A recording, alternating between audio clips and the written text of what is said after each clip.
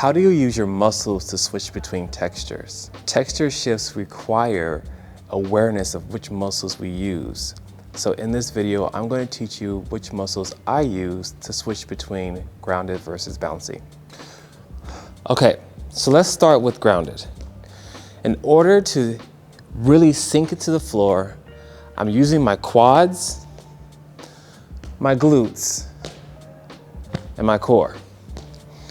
Sinking down, boom, boom, boom. Letting the bottom of my feet really go into the floor, sink all the way down, yeah? And the use of my muscles helps me from having too much impact and hurting myself. So I'm really engaging them with each step. Nice. So the bouncy is opposite. The bouncy, I'm on the balls of my feet. And I'm making use of my calves and my hamstrings to keep it light and have that continuous flow. Really pushing off from the side here. Okay, show you the grounded from the side. Down, my feet are flat, nice and heavy. Bouncy, light. The balls of my feet, my heels aren't touching the floor, but they are going down very close to it. Okay?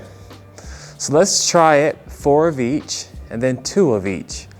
And when you're doing it, I want you to think about the muscles that you have to do in order to switch between each one. Here we go. 5, 6, grounded first. 4, 1, 2, 3, 4, bouncy. 1, 2, 3, switch. 1, 2, switch. 1, again, switch. Switch, ha, ha. Nice.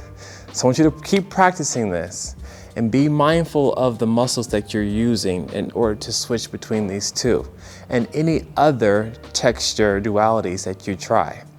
They all have a system in place and muscles that you use in order to help you do it correctly.